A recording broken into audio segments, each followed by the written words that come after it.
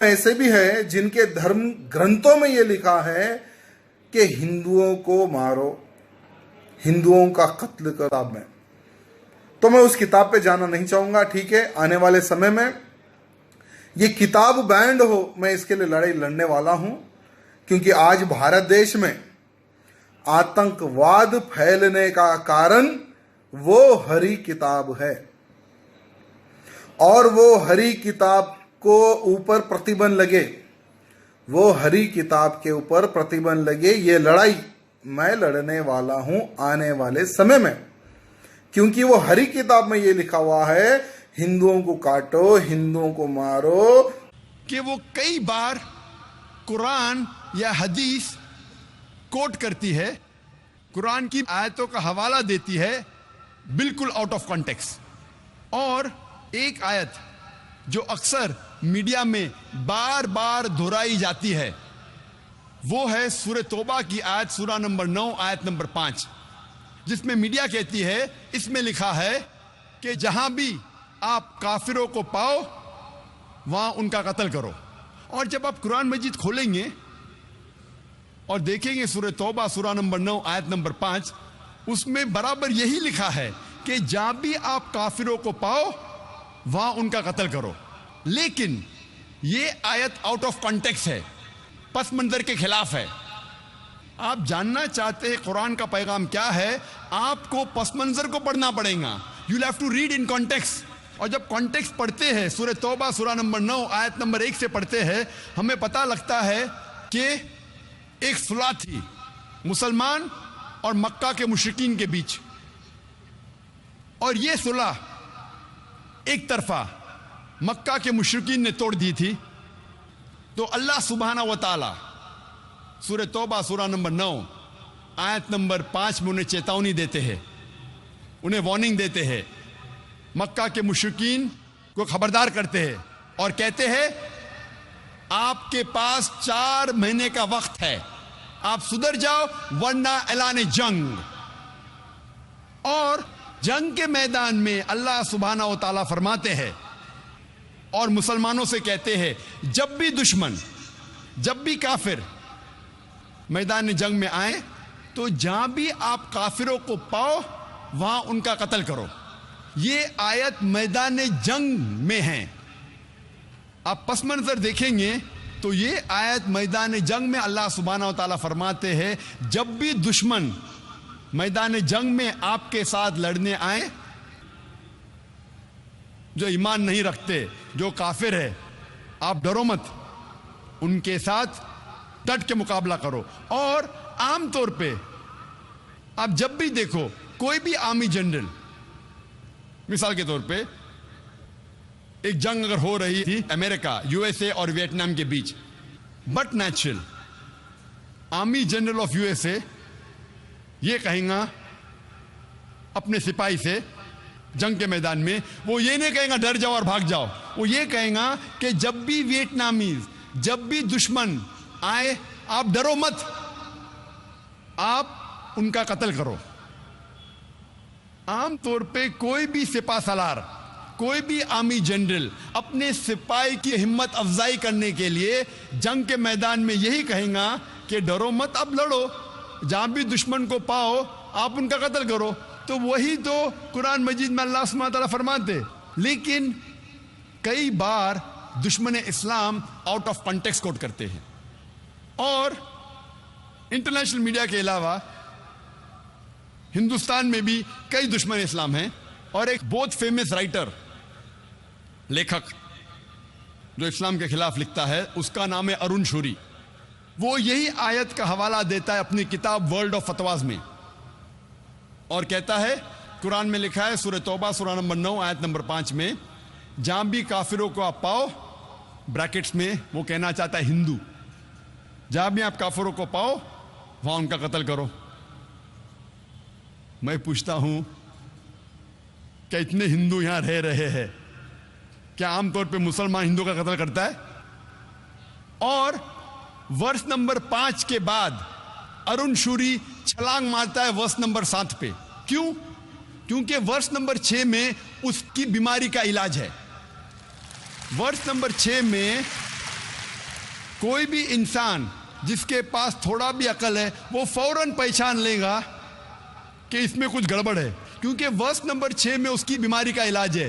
Verse number 6 سورہ توبہ سورہ نمبر 9 آیت نمبر 6 میں اللہ تعالیٰ فرماتے کہ اگر مشرک، اگر کافر، اگر آپ کے دشمن امن چاہتے ہیں تو انہیں صرف چھوڑ مت دو، لیکن ان کو حفاظت کے ساتھ ایسی جگہ پہ لے جاؤ جہاں وہ محفوظ ہے۔ escort them to a place of security۔ دشمن کو صرف چھوڑو مت، ان کے ساتھ جاؤ اور ایسی جگہ پہ انہیں چھوڑ آؤ جہاں وہ محفوظ ہے۔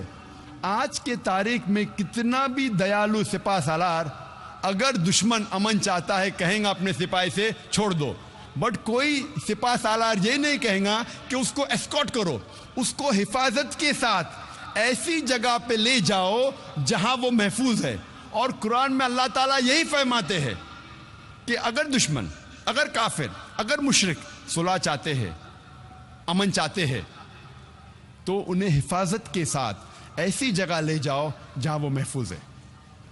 اور اکثر جب بھی قرآن میں آپ پڑھیں گے جہاں جنگ کے میدان میں لڑائی کے بارے میں لکھا ہے اور کہا گیا ہے کہ جب دشمن آتے ان کے اوپر حملہ کرو، اس کے فوراً بعد اکثر، چاہے سورہ انفال ہو، سورہ توبہ ہو، آپ قرآن میں اکثر اس کے بعد لکھا ہے کہ امن بہتر ہے، کیونکہ اسلام ایک ایسا مذہب ہے جو امن پسند مذہب ہے۔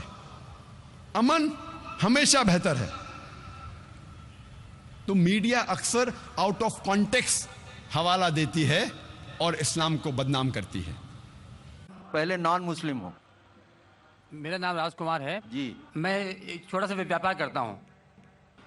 میں نے کئی بار قرآن پڑھی ہے، تو اس میں جس آیت کا آپ نے ذکر کیا ہے اس میں آپ نے آدھی آیت ذکر کیا ہے، التوبہ کی 5ویں آیت، جس میں لکھا ہے کہ جو غیر مسلمان کو مارو، ساتھ میں گھات لگا مارو، اور جب تک وہ نماز قائم کریں، زکوٰۃ دیں، تب ان کو چھوڑ دو، ارتھات مسلمان بن جائیں تب چھوڑ دو۔ اور دوسری بات یہ تھی کہ 6551 کی نمبر اس میں ہے، جس میں لکھا ہے کہ اے مسلمانوں، تم عیسائیوں یہودیوں کو اپنا دوست مت بناؤ، اگر جو دوست بنائے گا وہ ان میں سے ہو جائے گا۔ یہ بات انسانیت کے خلاف میں محسوس کرتا ہوں۔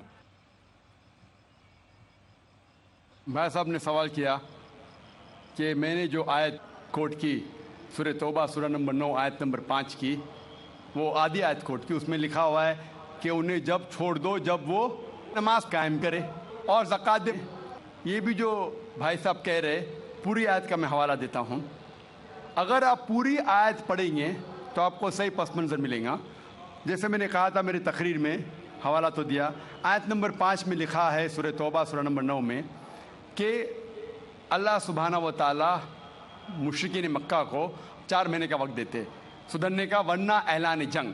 اور جنگ کے میدان میں لکھا ہوا ہے کہ جہاں بھی آپ مشرکوں کو پائیں گے ان کا قتل کرو، wait for them in every stratagem of war, ان کا انتظار کرو اور میدان جنگ میں ان کا قتل کرو۔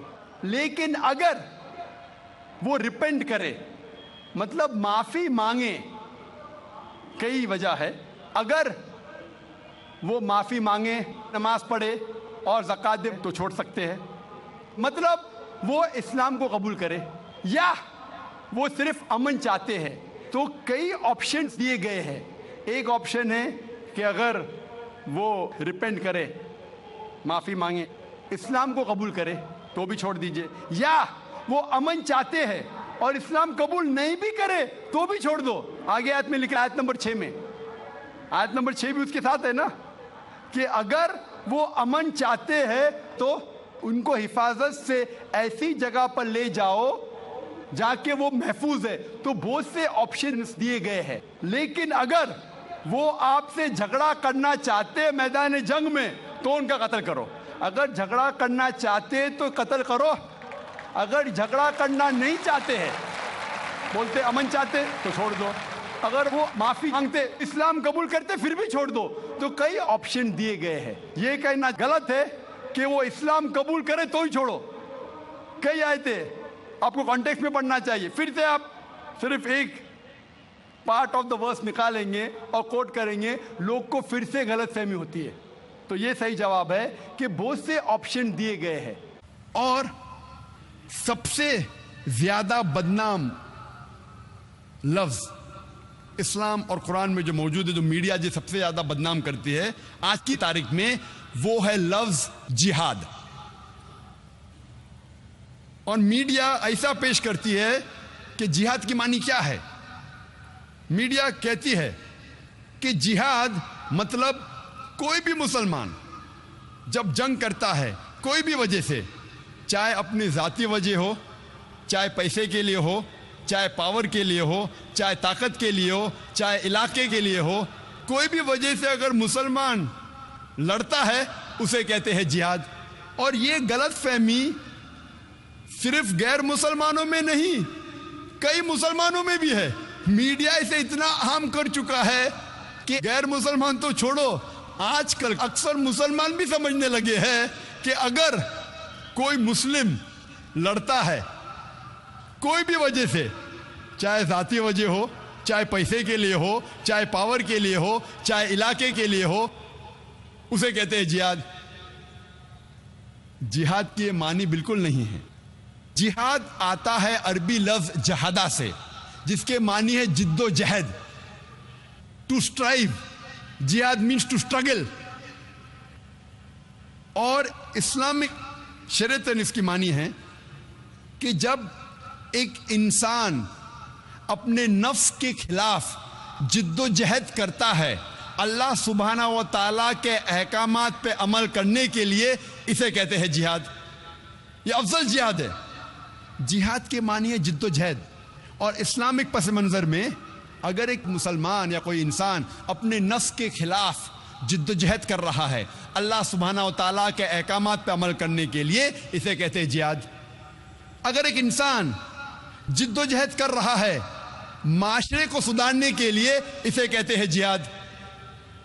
اگر ایک انسان میدان جنگ میں ظلم کے خلاف جد و جہد کر رہا ہے، اسے کہتے ہیں جہاد. اگر ایک انسان حق کے لیے اپنی جان بچانے کے لیے میدان جنگ میں ان سیلف ڈیفنس اگر جد و جہد کرتا ہے، اسے کہتے ہیں جہاد. جہاد کی معنی ہے جد و جہد. It means to strive and struggle. جد و جہد کرنا. عام طور پہ اگر ایک طالب علم، ایک اسٹوڈنٹ ایگزامینیشن میں پاس ہونے کے لیے جد و جہد کر رہا ہے، اسے بھی کہتے ہیں جہاد. یہ عام جہاد ہے. جو پہلے 4 معنی میں نے کہا وہ جہاد فی سبیل اللہ، اللہ کے راہ میں جہاد کرنا. جہاد کئی قسم کے ہیں. جد و جہد کرنے کو کہتے ہیں جہاد، لیکن اللہ کے احکامات پہ عمل کرنے کو کہتے ہیں جہاد فی سبیل اللہ.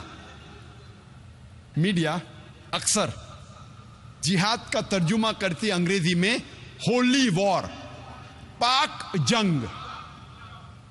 جب ہم ہولی وار کو عربی میں ترجمہ کرتے ہیں پاک جنگ، عربی میں سے کہیں گے حرب مقدسہ.